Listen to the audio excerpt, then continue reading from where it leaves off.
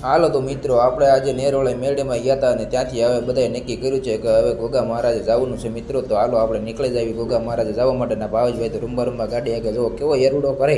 આપણને બીક લાગે કે ભાઈ જ્યાં તમે ગાડી આખો જો ધીમે ધીમે ચલાવો એમ કેવું પડે. કર ભાઈ તો શું છે ગાડીનું નક્કી ને ડ્રાઈવર જેવી ડ્રાઈવર છે ને ભાઈ. અને આ ભાઈ અમારે યુટ્યુબમાં આવવાના બહુ શોખીન હતા, તો આપણે પણ એને કીધું કે આવજો ગાડી આવજો આગળ લઈ લો, એટલે આપણે પણ યુટ્યુબમાં તમને પણ ફેમસ કરવાના છે મિત્રો.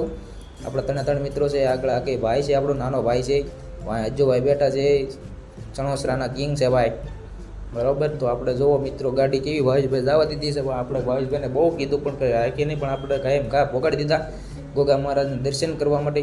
જોવો મિત્રો અહીંયા બગીચો પણ છે, સુરતવાસીઓને ખબર જ હોય મિત્રો ગોગા મહારાજ ગયા જ હોય. તો ચાલો તમને પણ દર્શન કરાવો મિત્રો, બને રહેજો અને કોમેન્ટમાં લખી નાખજો જય ગોગા મહારાજ. જોગણી વિહોદ મેલડીમાં પૂંજાય છે મિત્રો.